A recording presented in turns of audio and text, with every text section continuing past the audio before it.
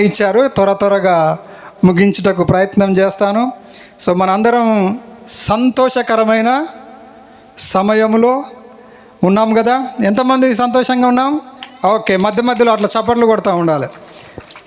Okay, నేను కొన్ని Bible వచనాలు చెప్పినప్పుడు చదువుటకు ఎవరన్నా అక్కలు చెల్లెలు ఎవరైనా సిద్ధంగా ఉండండి. మొదటగా నన్ను నేను పరిచయం చేసుకుంటాను. తరువాత మా ఐఎంఏ గురించి కూడా మీకు పరిచయం చేస్తాను. ఓకే, నేను pastor Sagar, India mission association అనే సంస్థలో పనిచేస్తున్నాను. మనకు ఇప్పుడు చీఫ్ గెస్ట్గా వచ్చినటువంటి సార్ బిషప్ డాక్టర్ ఐజక్ సౌందర్యరాజా మాకు సిఓగా ఉంటున్నారు. అలాగే ఐఎంఏ అనగా ఇండియా మిషన్ అసోసియేషన్, ఇది హైదరాబాద్ ప్రాంతంలో ఉంది. మా ముఖ్య ఉద్దేశం ఏంటంటే మన ఇండియాలో అన్ని ప్రాంతాలలో అన్ని జాతులకు లేదా అన్ని ట్రైబల్స్కు మన దేవుడి యొక్క శుభవార్త వెళ్ళాలనేది మా యొక్క ముఖ్య ఉద్దేశం. దాని కొరకు మేము ప్రయత్నం చేస్తున్నాం. దేవుడు మమ్మల్ని బలపరిచిన కొలది మేము ముందుకెళ్తున్నాం. అది మా యొక్క విజన్. ఐఎంఏ యొక్క ఇండియా మిషన్స్ వారి యొక్క విజన్ ఏంటిదంటే అన్ని ప్రాంతాలకు దేవుడి యొక్క శుభవార్త వెళ్ళాలి. ఇప్పుడు శుభవార్త విననీకే వచ్చారు కదా. ఆ రోజు కూడా దూత గొల్లల దగ్గరికి వెళ్ళింది కదా శుభవార్త తీసుకొని. అలాగే దేవుడు ప్రేరేపించిన కొలది మేము కూడా ఈ శుభవార్తను అన్ని నలుమూలలకు, మారుమూల ప్రదేశాలకు దేవుడి యొక్క శుభవార్తను తీసుకెళ్ళుటకు ప్రయత్నం చేస్తున్నాం. అది మా యొక్క దర్శనము, మా ఉద్దేశము, మా యొక్క మిషన్ ఏంటంటే ఆ క్రమంలో ఇలాంటి మీ యొక్క సేవకులు ఎలాగున్నారో అలాంటి వారితో టైఅప్ అయి వారితో సహసంబంధం కలిగి సావాసం చేస్తూ వారిని పురికొలుపుతూ వారిని బలపరుస్తూ వారికి కావాల్సినటువంటి ట్రైనింగ్స్ ఇస్తూ రకరకాలుగా విధాలుగా ఇప్పుడు మీరున్నారు, మీకు ఒక రకమైన ట్రైనింగ్ అవసరం, కొంచెం చదువుకున్న వాళ్ళకి ఇంకొకటి అవసరం, ఇంకా చదువుకున్న వాళ్ళకి ఇంకొకటి అవసరం. ఆ విధంగా వారిని బలపరుస్తూ అందరితో సావాసం కలిగి ఈ యొక్క ముఖ్య ఉద్దేశం ఏంటంటే దేవుడి యొక్క వార్త అందరికీ తెలవాలి. ఏంటి ఆ వార్త? లోకరక్షకుడు ఉదయించెను, పుట్టెను. గట్టిగా చప్పట్లు కొడదాం. లోకరక్షకుడు పుట్టెను. రైట్.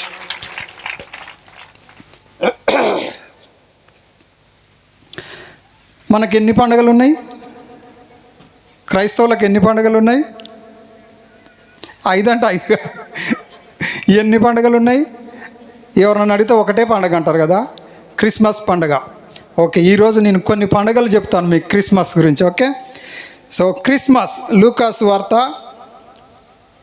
2వ అధ్యాయము 8 నుంచి 14 వరకు యేసుక్రీస్తు ప్రభుల వారు ఈ లోకానికి పుట్టబోతున్నారని దూత ద్వారా తెలపబడింది.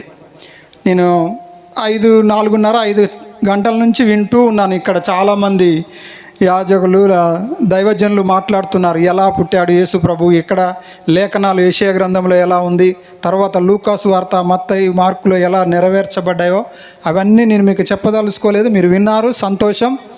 సో దేవుడు ఈ లోకంలో పుట్టినప్పుడు ఫస్ట్ జరిగింది ఏంటిది?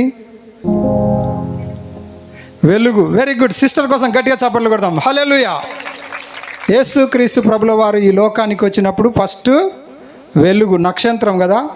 తూర్పు దిక్కు చుక్క బుట్టె మేరమ్మ ఓ మరియమ్మ, తూర్పు దిక్కు చుక్క బుట్టె మేరమ్మ ఓ మరియమ్మ. ఆ మరియమ్మ దగ్గర మీ పేర్లు పెట్టుకోండి. నేను చెప్తున్నా, తూర్పు దిక్కు చుక్క పుట్టింది. ఓకే, సో వెలుగు కలిగింది. యేసుక్రీస్తు ప్రభుల వారు ఈ లోకములో పుట్టినప్పుడు మొదటగా వెలుగు కలిగింది. ఏమిటి ఈ వెలుగు? దేవుడు చెప్తున్నాడు కదా, నేను లోకమునకు వెలుగై ఉన్నాను కదా. ఎవరు చీకటిలో ఉండకుండా ఉండుట కొరకు ఆయన వెలుగై ఉన్నాడు. అంటే అంతకుముందు వెలుగు లేదా? ఉంది కదా. మరి ఏంటి వెలుగు అంటే నా జీవితము చీకటిలో ఉన్నట్టుగా ఉంది. పాపముతో మనము నిండిపోయి ఉన్నాము. మనల్ని ఆ పాప మరణం నుంచి బయటికి తీసుకురానికి, ఆయన ఆ చీకటి జీవితం నుంచి బయటికి తీసుకురానికి వెలుగుగా వచ్చాడు.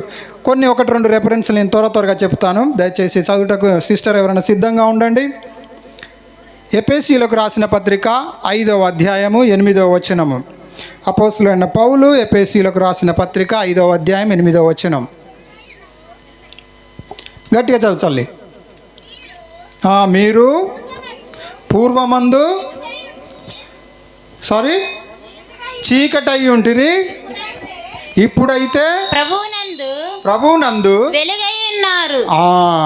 పూర్వము మీరు యేసు ప్రభు పుట్టక ముందు చీకటై ఉన్నారు, ఇప్పుడైతే వెలుగై ఉన్నారు. గట్టిగా చప్పట్లు కొడదాం. ఎంతమంది వెలుగై ఉన్నారు? అది యేసు క్రీస్తు ప్రభు వారు ఈ లోకములో పుట్టినప్పుడు అయితే, అంటే అంతకు ముందు లేదా దానికి ముందు ఏమి జరిగిందో ఏమో కానీ అప్పుడు మీరు పూర్వమందు చీకటిలో ఉన్నారు. చీకటి క్రియలు, చీకటి పనులు, చీకటి ఆలోచనలు, చీకటి నడవడికలో ఉన్నారు. ఇప్పుడైతే వెలుగై ఉన్నారు కదా. యేసు క్రీస్తు ప్రభుల వారు పుట్టినప్పుడు వెలుగు వచ్చింది. ఆ వెలుగు నీ జీవితంలోకి, నా జీవితంలోకి, నీ కుటుంబంలోకి, నా కుటుంబంలోకి, నీ సంఘంలోకి, నా సంఘంలోకి, మన సమాజంలోకి. గట్టిగా చప్పట్లు కొడదాం. హల్లెలూయా. ఎంతమంది నా జీవితంలో వెలుగు వచ్చిందని నమ్ముచున్నారు? ఎంతమంది నమ్ముచున్నారు? అదిగో నమ్మిన వారంతా చప్పట్లు కొట్టి దేవుని స్తుతిద్దాం. క్రిస్మస్ వెలుగు కదా. ఆ వెలుగు ఏంటంటే నా జీవితాన్ని చీకటి నుంచి బయటికి తీసుకొచ్చేది. అందుకే ఆయన సిలువలో మరణము పొంది నా చీకటి జీవితాన్ని తీసుకొచ్చాడు. యోహాను సువార్త 8వ అధ్యాయం 12వ వచనం చదువుదాం. యోహాను సువార్త 8వ అధ్యాయము 12వ వచనం. మరలా యేసు, నేను లోకమునకు వెలుగును, నన్ను వెంబడించువాడు చీకటిలో నడవక జీవపు వెలుగు కలిగి ఇప్పుడు వెలుగు వచ్చిందని సంబరపడమే కాదు కానీ ఇక్కడ మరలా అంటే ఆయన మళ్ళీ జ్ఞాపకం చేస్తున్నాడు. నేను లోకమునకు వెలుగై ఉన్నాను, నన్ను వెంబడించువాడు చీకటిలో నడవక జీవపు వెలుగును కలిగి ఉండునని మనతో చెప్తున్నాడు. ఈరోజు గట్టిగా చప్పట్లు కొడదాం. హల్లెలూయా కదా. మొదటిది ఏంటిది? వెలుగు. ఈరోజు మనం చేసుకుంటున్న పండగ వెలుగు పండగ. ఓకే, 5 పండగలు చెప్తాను, గుర్తుపెట్టుకోండి. మొదటిది వెలుగు పండగ. ఆయన మన కోసం ఈ లోకంలో జన్మించాడు. మన చీకటి జీవితాన్ని బయటికి తీసుకురానికి లేదా విడుదల చేయడానికి, విమోచించడానికి ఆయన వెలుగుగా జన్మించాడు. సో పాపాన్ని ద్వేషించి రక్షకుణ్ణి అంగీకరించి ఆయన రక్షణ జీవితంలో నడవాలంటే ఈ వెలుగు నీ జీవితంలో కంపల్సరిగా ఉండాలి కదా. రెండవ పండుగ చెప్తాను. రెండవ పండుగ క్షమాపణల పండుగ. క్రిస్మస్ అనగా కదా, ఎందుకు? ఆయన నిన్ను నన్ను క్షమించుటకు సిద్ధపడి వచ్చాడు.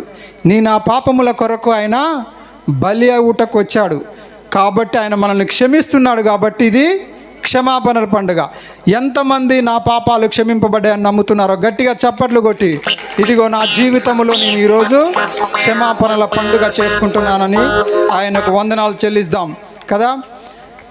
మనము క్షమించడానికి ఇష్టపడతామా? క్షమాపణ పొందుకోనికి ఇష్టపడతామా? క్షమించడానికి ఇష్టపడతామా? మనల్ని ఎవరైనా క్షమిస్తే థ్యాంక్స్ చెప్తాం, కానీ మనం ఎవరినైనా క్షమించాలంటే కష్టమైన పని. అది జరుగుద్దా? బయటికి మాత్రం చెప్తాం, థ్యాంక్స్లే అంటాం, సరే ఇట్స్ ఓకేలే అంటాం, కానీ హృదయపూర్వకంగా మనం ఎవరిని క్షమించాం. కానీ యేసయ్య క్షమించాడు కదా. ఆయన నా పాపములను క్షమించాడు. అందుకే శిలువ పైన పలికిన మొదటి మాట, తండ్రి వీరేమి చేయుచున్నారో గనక వీరిని క్షమించుము అంటాడు కదా. సో అలాగే మనం అందరం దేవుడు నేర్పిన పరలోక ప్రార్థన చెప్తాం కదా. ఏమని చెప్తాం చివరిలో? మా ఎడల అపరాధములు చేసిన వారిని మేము క్షమించిన ప్రకారము. మనం నిజంగా క్షమిస్తున్నామా? ఒకసారి మనల్ని మనం గమనించుకుందాం. మీరు అలాంటి వారు కాదు, నాకు తెలుసు, మీరు క్షమించేవారే. ముందుగా ఆయన మన పాపాలను క్షమిస్తున్నాడు. సిలువలో బలి అవుతూ త్యాగము చేస్తూ నా పాపాల కొరకు ఆయన సిద్ధపడి, తన్ను తానుగా సిద్ధపడి మన కొరకు ఈ లోకానికి వచ్చాడని మీకు జ్ఞాపకం చేస్తున్నాను. రెండవ పండగ క్షమాపణల పండుగ. తిరిగి మూడవ పండగ బహుమానాల పండుగ. ఏమిటి బహుమానాలు? క్రిస్మస్ అనగానే సాధారణంగా ఒకరికొకరు బహుమానాలు ఇచ్చుకోవడం, గిఫ్ట్లు ఇచ్చుకోవడం, థ్యాంక్స్ చెప్పుకోవడం, ప్రేమపూర్వకంగా మాట్లాడుకోవడం, ఇది జరుగుతుంటుంది కదా. మరి నీకు నాకు వచ్చిన బహుమానం ఏంటంటే ఆయన ఈ లోకానికి వచ్చాడు.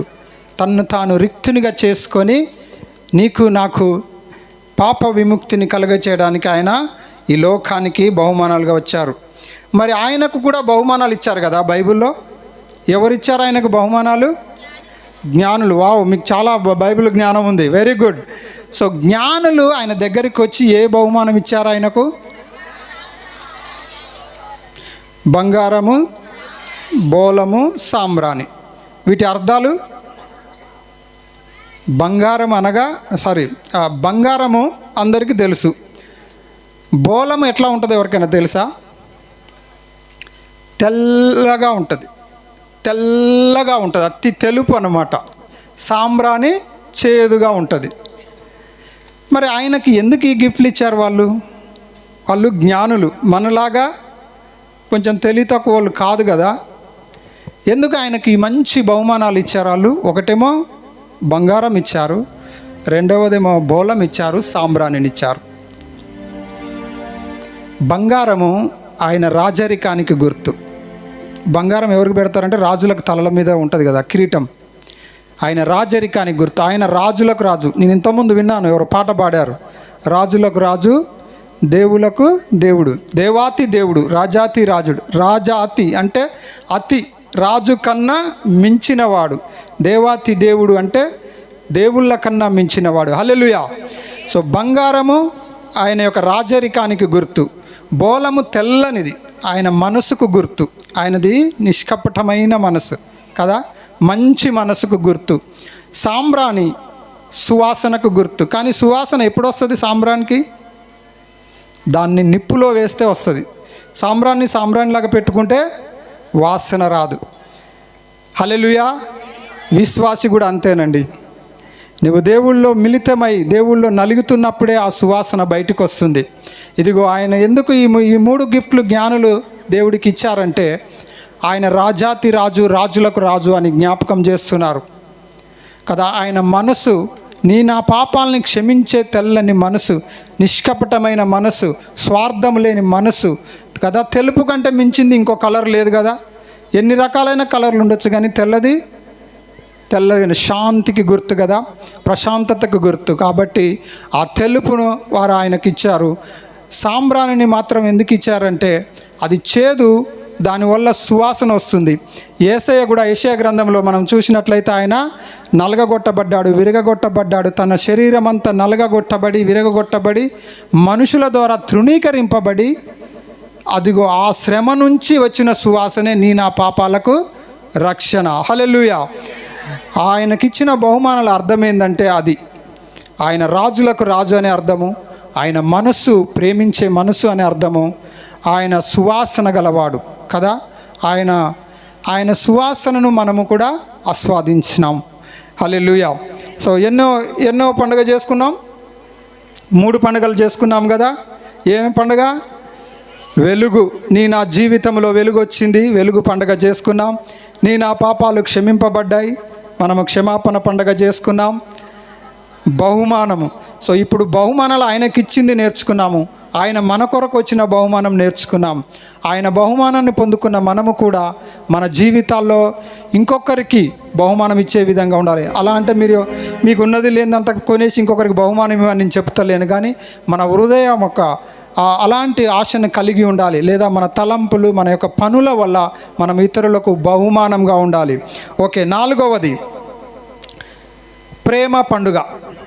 4వది యోహాను సువార్త 3వ అధ్యాయం 16వ వచనంలో, దేవుడు లోకమును ఎంతో ప్రేమించెను కాగా తన అద్వితీయ కుమారుని యందు విశ్వాసముంచు ప్రతివాడు నశింపక నిత్య జీవము పొందునట్లు ఆయనను మనకు అనుగ్రహించెను. హల్లెలూయా. దేవుడు ఎంతగానో ప్రేమించెను ఎవరిని? లోకమనగా నన్ను, మనుషులము కదా.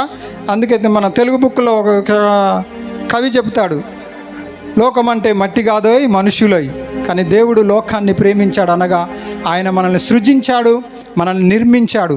అందుకే యెషయా గ్రంథం 41లో అంటాడు, 1-5 వచనాలు మనం చూసినట్లయితే, నేను నిన్ను పేరు పెట్టి పిలుస్తున్నాను, నిన్ను సృజించిన వాడను, నిన్ను నిర్మించిన వాడను అంటున్నాడు. సృజించిన అంటే ఏంటి, నిర్మించిన అంటే ఏంటి? రెండు ఒకటే అని అనుకుంటున్నారా? సృజించడం అంటే ఒకదాన్ని తయారు చేయడం, నిర్మించడం అంటే కట్టడం. వెరీ గుడ్ కదా. మనకు బైబిల్లో ఒక కథ ఉంటుంది కదా, మంచి కుమ్మరి ఏం చేస్తాడు, మట్టిని పిసికి ముద్ద చేసి నీళ్ళల్లో కలిపి అటుగొట్టి ఇటుగొట్టి తిరగల మీద వేసి తన చేతులతో దాన్ని తయారు చేస్తాడు. అది ఒక్కొక్కసారి రాకపోతే దాన్ని పలగొట్టి మళ్ళీ చేస్తాడు. దేవుడు కూడా అంతేనండి. మనల్ని ఆయన ప్రేమించాడు కాబట్టి ఆయన మనల్ని విడవడు, ఎడబాయడు కదా. ఆయన విడవడిని ఎడబాయని దేవుడై ఉన్నాడు. ఇశ్రాయేల్ని కాపాడువాడు కునుకడు, నిద్రపోడు అని చెప్తున్నాడు దావీదు మహారాజు. ఆయన నిన్ను నన్ను కాపాడుతున్నాడు కాబట్టి ఆయన కునుకడు, నిద్రపోడు. అందుకే ఈ పండుగను ఏమంటారు, క్రిస్మస్ను ప్రేమ పండుగ, ప్రేమల పండుగ, ప్రేమ పండుగ. ప్రతి ఒక్కరము ప్రేమగా చక్కగా పలకరించుకుంటాం క్రిస్మస్ వచ్చినప్పుడు. ఈ ప్రేమ మళ్ళీ క్రిస్మస్ దాకా ఉంటుందా? ఉండదు, మధ్యలో పోతుంది కదా. కానీ యేసయ్య ప్రేమ అయితే అలా లేదు. ఆయన ఎప్పుడూ ప్రేమించేవాడిగా ఉన్నాడు కదా. కొన్ని డెఫినేషన్స్ నేను ఇస్తాను బైబిల్లోంచి మీకు ప్రేమల గురించి.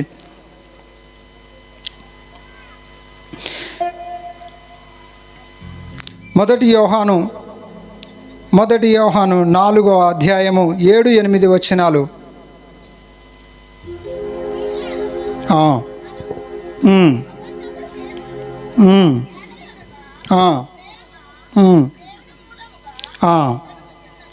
ఓకే.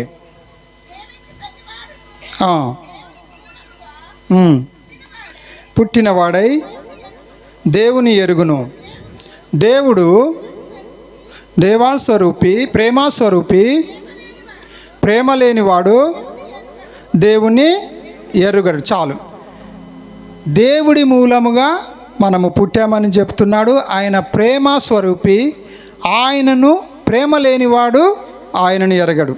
అపోస్తులైన పౌలు మొదటి కొరింథీ 13వ అధ్యాయంలో కూడా మొత్తము ప్రేమ గురించి రాస్తాడు. ప్రేమ చేసే పనులేంటి, ప్రేమ దేన్ని సహిస్తుంది, దేన్ని భరిస్తుంది, దేన్ని ఓర్చుకుంటుందో అక్కడ చెప్తున్నాడు కదా. మన ఇంట్లో ప్రేమ లేకపోతే ఎలా ఉంటుంది? ఇల్లు ప్రశాంతంగా ఉంటుందా? ఉండదు. కానీ దేవుడు మనల్ని ప్రేమించి మనల్ని ప్రేమ ఎరిగిన వారిగా చేస్తున్నాడు. హల్లెలూయా. సో మనం ఇప్పుడు ఏ పండుగ చేసుకుంటున్నాం? ప్రేమ పండుగ చేస్తున్నాం. హల్లెలూయా. దేవుడు మనల్ని ప్రేమించాడు. మనము కూడా మన చుట్టూ ఉన్న వారిని ప్రేమించే వారంగా ఉండాలి. మన కుటుంబంలో, మన సంఘములో, మన సమాజంలో, మనం పని చేసే ప్రదేశంలో మన ప్రేమ మన క్రియల ద్వారా, మన పనుల ద్వారా, మన నడవడిక ద్వారా ఇతరులకు కనపడే విధంగా ఉండాలి. దేవుడు కూడా అదే కోరుకుంటాడు. నిన్ను వల్లే నీ పొరుగువాన్ని ప్రేమించుము అంటున్నాడు. దేవుని బిడ్డలారా, ఒకరిని ఎడల ఒకరు ప్రేమ కలిగి ఉండండి. ఎందుకంటే ఆయన ప్రేమామయుడు, ప్రేమస్వరూపి, ప్రేమ గలవాడు. ఆయన ప్రేమతోనే ఈ లోకానికి వచ్చాడు. మనల్ని కూడా ప్రేమగా ఉండుమని ఆయన హెచ్చరిస్తున్నాడు. దేవుడు మిమ్మల్ని అట్టి ప్రేమతో దీవించునుగాక. సో ఎన్ని పండుగలు అయిపోయినాయి? వెలుగు పండుగ చేశాము, క్షమాపణ పండుగ చేశాము, బహుమానాల పండుగ చేశాము, ప్రేమ పండుగ చేశాము. చివరిగా 5వ పండుగ సంతోషము, సమాధానాల పండుగ.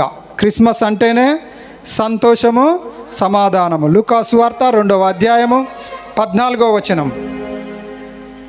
సర్వోన్నతమైన స్థలములలో దేవునికి మహిమయు ఆయనకిష్టులైన మనుషులకు భూమి మీద సమాధానమును కలుగునుగాక అని దేవునికి స్తోత్రము.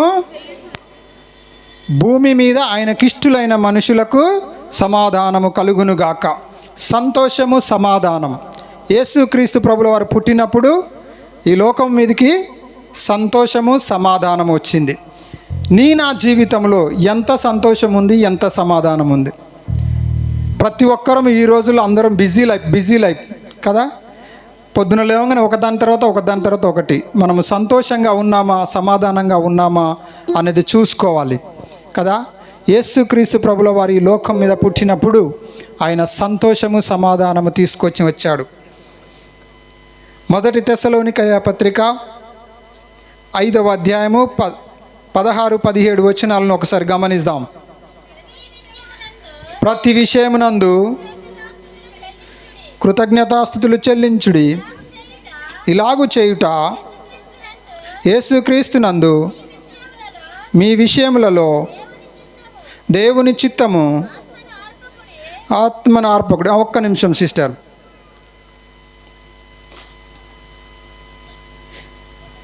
కీర్తన 33:1-22 వచనాలు. 1-22 వచనం. సంతోషముతో ఆయనను స్తుతించాలి, గణపరచాలి. ఎందుకంటే ఆయన పుట్టినప్పుడు ఈ లోకం మీదికి సంతోషం వచ్చింది. హల్లెలూయా. కీర్తన 33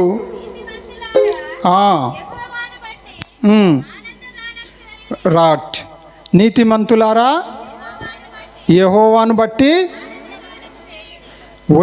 ఎలుగు వచ్చిన నువ్వు, క్షమింపబడ్డ నువ్వు, ఆయనలో బహుమానము ఆయనను అస్వీకరించిన నువ్వు, ప్రేమింపబడ్డ నువ్వు ఇప్పుడు నీతిమంతుడవు. హల్లెలూయా, హల్లెలూయా. ఎంతమంది నీతిమంతుని అని నమ్ముచున్నారు? ఆయన నీతిమంతుడు గనక ఆయనను నమ్మిన వారందరూ నీతిమంతులు. అలాంటి జీవితం దేవుడు మీకు అనుగ్రహించును గాక. కీర్తనకారుడు అంటున్నాడు, నీతిమంతులై ఉండి ఆయనను ఆనంద గానము చేయుడు, ఆయనను సంతోషించుడి, గణపరచుడి కదా. ఏ విధంగా గణపరచాలి అంటే ఆయనను నీ పూర్ణ హృదయముతోనూ, నీ పూర్ణ మనసుతోనూ, నీ పూర్ణ ఆత్మతోనూ ఆయనను ఆరాధింపవలెను. సంతోషం అంటే ఆరాధించడం. ఈ లోకంలో దొరికే సంతోషాల గురించి నేను చెప్తలేను.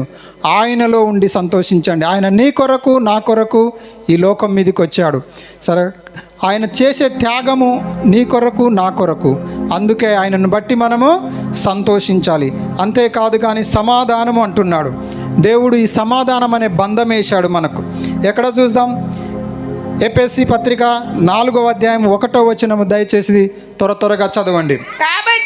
కాబట్టి మీరు సమాధానమును బంధము చేత సాలము. ఏ బంధం పెట్టాడు మనకు దేవుడు? సమాధానమును బంధము చేత మనల్ని ఆయన బంధించాడు. ఆ ఆత్మను మనకి ఇచ్చాడు. ఆ ఆత్మను మనము ఆర్పకుండా ఆయనను గణపరిచి స్తుతించే వారంగా ఉండాలి. ఆ ఆత్మ అంతా వీరిలో, ఈ దైవ బృందంలో ఉంది. వీరిలో ఉంది కాబట్టి వాళ్ళు ఏం చేస్తున్నారు? మీకు సమాధానాన్ని, సంతోషాన్ని వాళ్ళు అందిస్తున్నారు. అలాగే రోమాపత్రిక 12వ అధ్యాయము 21వ వచనము దైవ సేవకులకు చెప్తున్న మాట ఇది. 12వ అధ్యాయం అంతా దైవ సేవకులు ఏ విధంగా ఉండాలి, వారి జీవితం. జయింపబడక మేలు చేత కీడును జయించుము. మళ్ళీ ఒకసారి చదవమ్మా. కీడు రోమాపత్రిక 12వ అధ్యాయము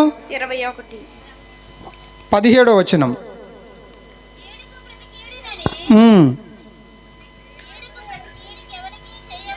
చేయవద్దు. మనుషులందరి దృష్టికి యోగ్యమైన వాటిని గూర్చి ఆలోచన. ఓకే. సమాధానం అంటే ఎవరికి మనము హాని చేయొద్దు. కీడుకు ప్రతి కీడు చేయకుండా శాంతిగా, సమాధానంగా, యోగ్యమైన దాన్ని చేయుటకు ఆలోచన కలిగి ఉండుమంటున్నాడు. ఫిలిప్పీలకు రాసిన పత్రిక 4వ అధ్యాయము 6-7 వచనాలు. ఫిలిప్పీలకు రాసిన పత్రిక. దేనిని గూర్చి చింతపడకుడి కానీ అన్ని విషయములోనూ ప్రార్థనా విజ్ఞాపన చేత కృతజ్ఞతాపూర్వకముగా నీ విన్నపములు దేవునికి తెలియజేయుడి. అప్పుడు సమస్త జ్ఞానమునకు మించిన దేవుని సమాధానము యేసుక్రీస్తు వలన మీ హృదయమునకు, మీ తలంపులకు ఏముంటుంది? అది ఆయన సమాధానము, సమస్త జ్ఞానమునకు మించిన ఆయన సమాధానము మన హృదయాలకు, మన తలంపులకు అది కావలిగా ఉంటుంది, కంచెగా ఉంటుంది. సాతానుగాడు మనల్ని ఎక్కడి నుంచి వచ్చి అటాక్ చేయకుండా ఆయన సమాధానము మనల్ని కాపాడుతుంది. దేవుని బిడ్డలారా, ఆయన యొక్క మాటలు వింటున్న మీరు, మీ హృదయాలకు, మీ తలంపులకు ఆయన యొక్క సమాధానము కావలిగా ఉండునుగాక. హల్లెలూయా, హల్లెలూయా. ఎన్ని పండుగలు చేశాం? 5 పండుగలు చేశాం. క్రిస్మస్ అంటే ఇప్పుడు మీకు ఒక ఐడియా వచ్చింది. క్రిస్మస్ ఒక పండగ కాదు, వెలుగు పండగ, క్షమాపణల పండుగ, బహుమానాల పండుగ, ప్రేమ పండుగ, సంతోష సమాధానాల పండుగ. గట్టిగా చప్పట్లు కొడదాం. మీకు ఏం గుర్తుందా లేకున్నా ఈ 5 పండుగలు గుర్తుండాలి కదా. క్రైస్తవమైన మనకు 1-2 పండుగలు కాదు, క్రిస్మస్, ఈస్టర్ 2 కాదు, మనకు ఎన్ని పండుగలు ఉన్నాయి? 5 పండుగలు. క్రిస్మస్ అనేది ప్రతిరోజు మనం చేసుకునేది. మన హృదయంలో ఆయన ఆహ్వానించినప్పుడు అది ఒక పండుగగా ఉత్సాహంగా ఉంటుంది. సరే, ఈ 5 పండుగలను చేసుకుంటూ మీ జీవితాల్లో దేవుడు మిమ్మల్ని బహుగా దీవించి ఆశీర్వదించాలని కోరుకుంటున్నాను. ఒకే ఒక మాట చెప్తాను, మిమ్మల్ని బలపరచుటకు, దేవుడిలో మీరు ఎక్కువగా ఉండుటకు, ఆయనను మీరు ఎక్కువగా ఆయనలో గడుపుటకు ఒక మాట చెప్తాను. లూకాసు వార్త 2వ అధ్యాయము 8వ వచనంలో 13వ వచనం చదవం. వెంటనే పరలోక సైన్య సమూహం ఒక్క నిమిషం 8 నుంచి చదువుకుంటారా తల్లి. ఆ దేశములో గొర్రెల కాపరులు పొలములో ఉండి రాత్రివేళ మందను కాయుచుండగా ప్రభుదూత వారి యొద్దకు వచ్చి నిలిచెను. ప్రభు మహిమ వారి చుట్టూ ప్రకాశించినందున వారు మిక్కిలి భయపడిరి. రైట్, అక్కడ ఆగండిగా. ఇక్కడ భయము గురించి చెప్పాడు. దేవుడి యొక్క దూత వచ్చి వారి మధ్యలో నిలబడ్డప్పుడు అక్కడ మహిమ ప్రకాశించింది. ఆయన మహిమ గల దేవుడు, ఆయన మహిమను మనకు చూపించే దేవుడు కాబట్టి భయపడ్డారు. భయము, ఈరోజు భయము గురించి మీకు ఒక చిన్న ఎగ్జాంపుల్ చెప్పి మిమ్మల్ని బలపరిచి, మీరు దేవుళ్ళో భయము కాదు బలవంతులు అని చెప్పి మీరు బలపడి బలవంతులై ఈ 5 పండుగలు చేయాలని తలంచున్నాను. మనకున్న సమస్యల వల్ల, బాధల వల్ల, ఇబ్బందుల వల్ల, ఇరుకుల వల్ల మనం ప్రతిదానికి భయపడుతూ ఉన్నాం. సో వాక్యం ఎంత చెప్పినా ఒక ఉదాహరణ, ఒక ఎగ్జాంపుల్ చెప్తేనే ఎక్కువగా గుర్తుంటుంది కదా. మీ అందరి కోసము భయము గురించి ఒక చిన్న కథ చెప్తాను. కథ అంటే ఎంతమందికి ఇష్టం? హల్లెలూయా. చెప్పరు, బయటికి చెప్పరులే కానీ అందరికీ ఇష్టం. ఒక ఊరు, ఆ ఊరుకు పక్కన చిన్న నది ఉంది. నదిలో మొసలి ఉంది. మొసలి అంటే ఎంతమందికి భయం? అందరికీ భయమే కదా. ఒక ఊరుంది, ఊరు పక్కన నది ఉంది, నదిలో మొసలి ఉంది. 3 అంశాలు ఉన్నాయి, గుర్తుపెట్టుకోండి. మధ్యలో అడుగుతాను. ఊరు, నది, మొసలి.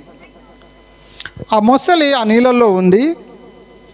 చక్కగా అడవికి రాజు సింహం, నీళ్ళకు రాజు మొసలే. కరెక్టే, నీళ్ళకు రాజు మొసలి. అది చక్కగా బ్రతుకుతుంది, తన జీవితాన్ని చక్కగా నడుపుతుంది, హాయిగా ప్రశాంతంగా ఉంది.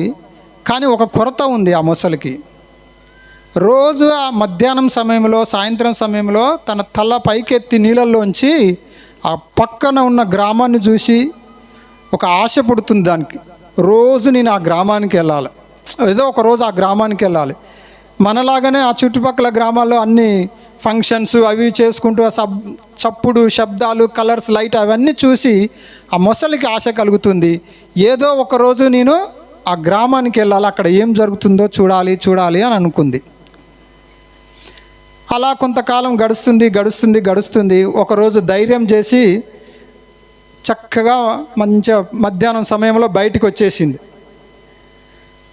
ఊరు ఎంటర్ అవుతుంది. ఇప్పుడు ఏం జరుగుతుంది? మొసలికి మొట్టమొదటగా మొసలిని చూసి ఊరు కుక్కలు ఏం చేశాయి? దాన్ని ఎమ్మడబడ్డాయి.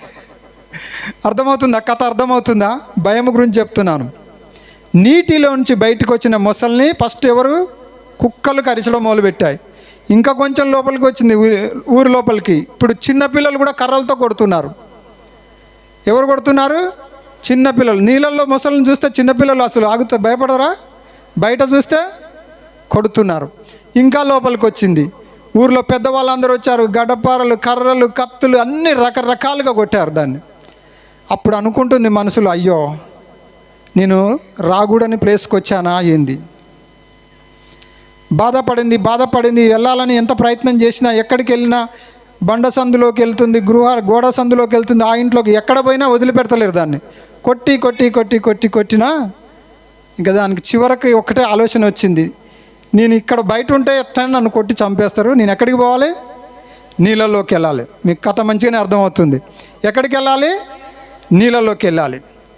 అతి కష్టం మీద చావు బ్రతుకులలో తనను తాను కాపాడుకునే కొరకు తిరిగి ఎక్కడికి వచ్చింది? నీళ్ళలోకి వచ్చింది. నీళ్ళలోకి వచ్చే ముందు మళ్ళీ అందరు వచ్చారు దాన్ని సాగనంపనికి కొట్టుకుంటా. కుక్కలు వచ్చాయి, మనుషులు వచ్చారు, పెద్దోళ్ళు వచ్చారు, చిందలు అందరు వచ్చారు. కొట్టుకుంటా తీసుకొచ్చి నీళ్ళలోకి వచ్చేసింది. ఇప్పుడు ఎవరు కొడతారు దాన్ని? అసలు ఎవరన్నా ధైర్యం చేస్తారా? వాళ్ళు ఊరోళ్ళు అందరు కలిసి వచ్చినా దాన్ని ఏం చేయలేరు. సో ఎప్పుడైతే అది నీళ్ళల్లో ఉందో తన బలము 1000 అయిపోయింది. నీళ్ళల్లోకి బయటికి తేడా ఏంటి? నీళ్ళల్లో ఉన్నప్పుడు దానికి ఏమైనా 4 కాళ్ళు ఎక్కువ, 4 చేతులు ఎక్కువ ఉన్నాయా? లేవు కదా. మరి బయటకు వచ్చినప్పుడు ఏమైనా తక్కువ అయినాయా? లేవు కదా. అక్కడ ఎట్లా ఉందో ఇక్కడ అట్లే ఉంది. తన రూపము మారలేదు, కానీ తన స్థానము మారింది, తన మనసులో ఆలోచన మారింది. హల్లెలూయా. ఈ కథ మీకు ఎందుకు చెప్తున్నానంటే, క్రైస్తవులైన మనము దేవుడి నుంచి బయటికి వెళ్తే, ఆయన నీ కొరకు నా కొరకు పుట్టాడు, మనం ఆయన దగ్గరికి వెళ్ళాలి. ఆయన నుంచి మనం దూరం అయితే ఊరు సాతానుకు గుర్తు, లేదా ఈ లోకానికి గుర్తు. మనము లోకంలో పీడింపబడతాం, బాధింపబడతాం, చిందింపబడతాం, రకరకాలుగా అవుతాం. ఎప్పుడైతే మనము నీళ్ళల్లో ఉంటామో, యేసయ్య సన్నిధిలో ఉంటామో, మనము ప్రశాంతంగా ఉంటాం. అంతే కదా. అందుకే 13వ వచనంలో ఏం చెప్తాడు? వెంటనే పరలోక సైన్య సమూహము ఆ దూతతో కూడా నుండి, ఆ దూతతో పరలోక సైన్య సమూహం ఉంది. నీళ్ళల్లో ఈ మొసలికి ఏముందో మనకు తెలియలే, కానీ యేసయ్య పుట్టినప్పుడు ఆయనతో పాటు ఎవరు వచ్చారు?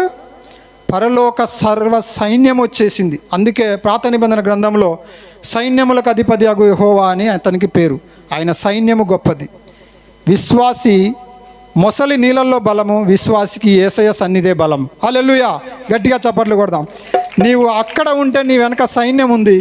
నీవు బయటికి లోకానికి వచ్చావా, ఆ మొసలి పడ్డ శ్రమలు పడాల్సి వస్తుంది మిత్రమా. ఓకే, ఎంతమంది నీళ్ళలో ఉంటారు అంటే యేసయ్యలో ఉంటారు. గట్టిగా చప్పట్లు కొట్టండి. నేను యేసయ్యతోనే ఉంటేనే నా జీవితం కరెక్ట్. ఆ నది యేసయ్య సన్నిధి, ఆ మొసలి విశ్వాసి అయిన నువ్వు నేను, బయట కనిపిస్తున్న ఊరు ఈ లోకానికి సాదృశ్యం. హల్లెలూయా. ఆయన సన్నిధిలో ఉండాలని మిమ్మల్ని బలపరచుటకు ఈ మాటలు చెప్పాను. ఆ రోజు లోకమునకు దూత వచ్చినప్పుడు గొల్లలకు చెప్తున్న మాట, భయపడకుడి అన్నాడు కదా. మనము భయపడేవారం.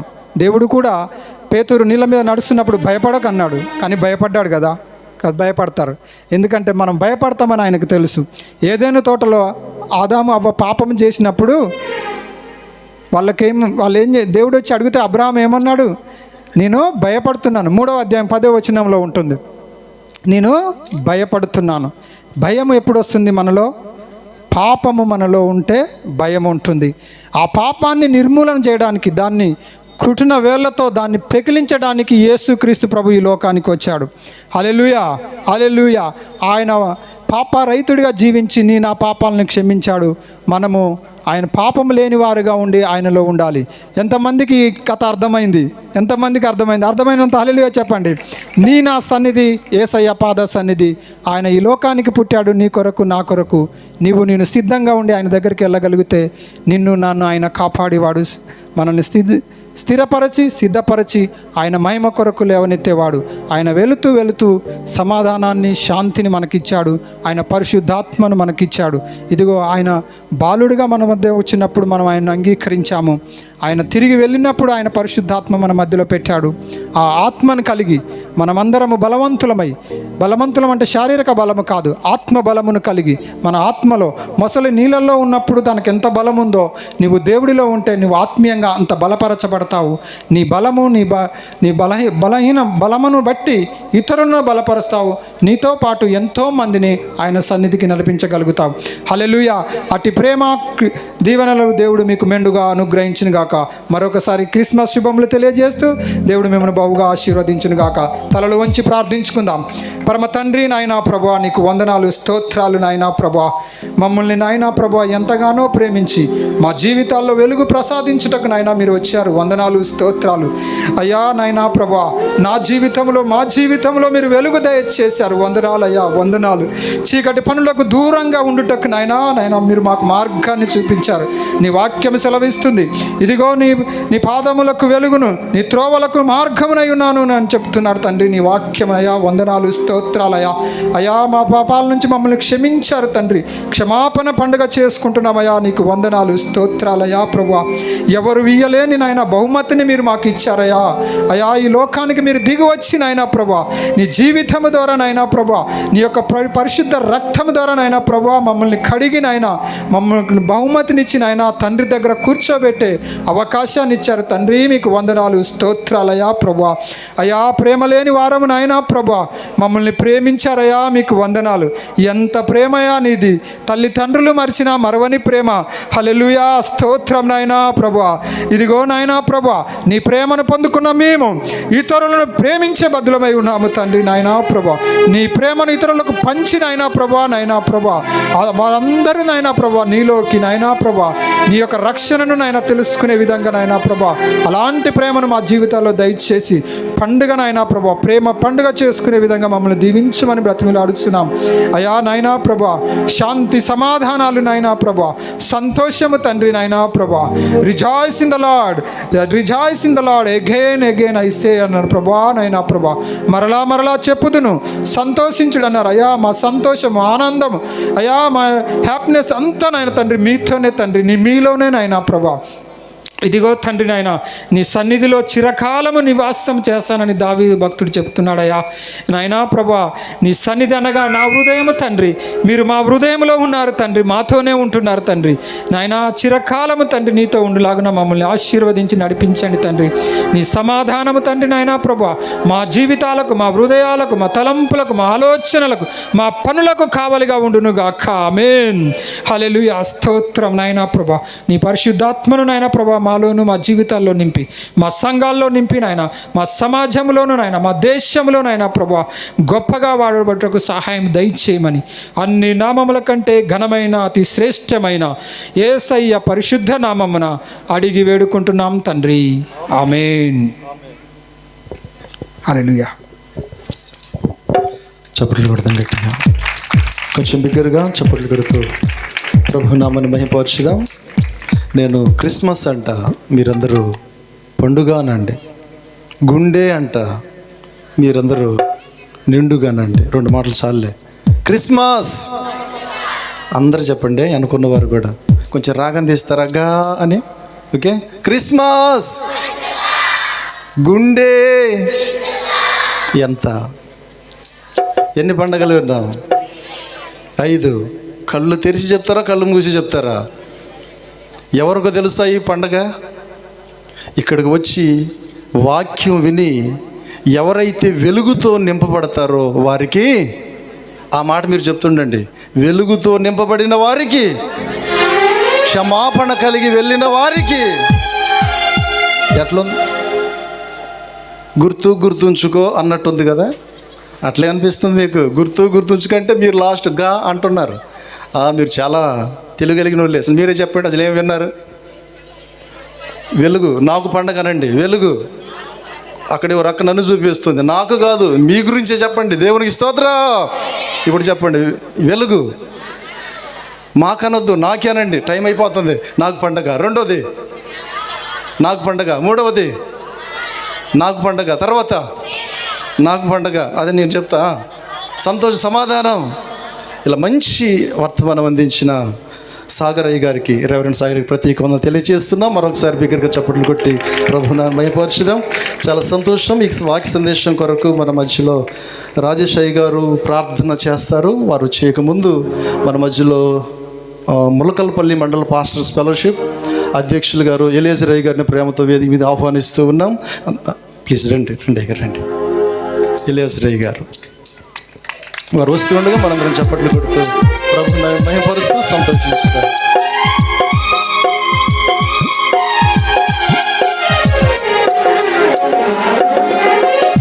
రాజేష్ శేషయ్య గారు వచ్చి ప్రార్థన చేస్తారు సందేశం.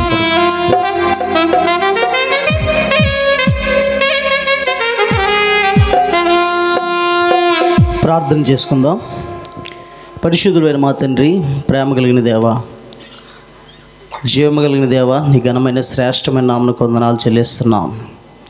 ఈరోజు ఇంతవరకు నీ దాసులు రాజరత్నయ్య గారు, లతానీలయ్య గారు, ఐఎన్ఏసి వీరి యొక్క ఫెలోషిప్ను ప్రేమించి ఇక్కడ అనేక మంది సేవకులుగా, సంఘ విశ్వాసులుగా కూడి ఈ యొక్క రాత్రి ఈ లోకమునకు నీ జన్మ ఏ విధమైనదో ఎరిగి నిన్ను స్తుతించుటకు ఈ యొక్క మంచి సమయం ఇచ్చినందుకు నీకు స్తోత్రాలు. పరిశుద్ధుడు అయిన మా యేసయ్య, ఈ లోకమునకు నీ జన్మ అంధకార సంబంధమైన మా జీవితానికి వెలుగునిచ్చింది ప్రభువా.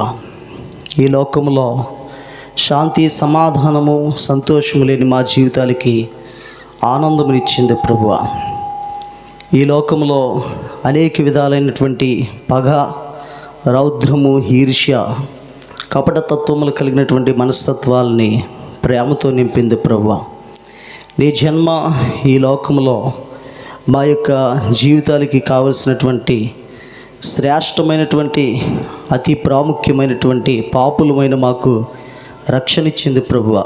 నీ యొక్క జన్మ ఈ లోకంలో మేమందరము కూడా దేవా తండ్రి, ఈ లోక సంబంధమైనటువంటి జీవితం ద్వారా నశించిపోతున్నటువంటి మాకు నీ రక్షణ ఇచ్చి ఈ భూమి మీద తగ్గింపు లేని, అర్పించుకోలేని మనసు కలిగినటువంటి మా జీవితాలకి నీవు తగ్గించుకుని ఈ భూమి మీదకు వచ్చి రిక్తుడు అవుటకు ఏ విధంగా మా కొరకు నీవు అర్పణముగా బలిగా అయిపోయావో దానిని గుర్తెరిగి సంపూర్ణముగా నాకు నేను మేమందరము కూడా సమర్పించుకున్నట్టుకు కృప చూపింది.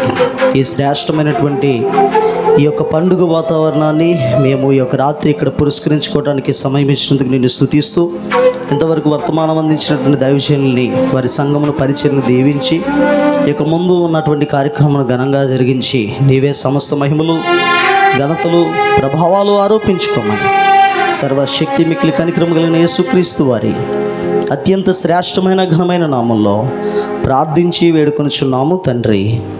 ఆమేన్. Praise lord. అందరికీ వందనాలండి. థ్యాంక్ యూ అండి. ఈ సమయంలో మనందరం కేక్ కటింగ్ కార్యక్రమంలోనికి వెళ్దాం. దైవజనులందరూ కూడా వేదిక మీదకి రావాలని మనవి చేస్తున్నాం. ఈ కార్యక్రమాన్ని మరలా స్థానిక దైవజనులు లతానీలయ్య గారికి అప్పగిస్తున్నాం. దేవునికి స్తోత్రం. హల్లెలూయా. మరి ప్రియమైనటువంటి దేవుని బిడ్డలారా, మరి సేవకులందరూ వేదిక మీదకి వచ్చినట్లయితే మన ముఖ్య అతిథి, ఈనాటి ప్రసంగికులు మరి కేక్ కటింగ్ కార్యక్రమం చేస్తారు. ఐ వుడ్ లైక్ టు అలాగే కుమార్ గారు, సుమిత్ర గారు, ఎస్తేర్ గారు, మరి మార్తక్క గారు, వారు కూడా రావాల్సిందిగా కోరుతున్నాను.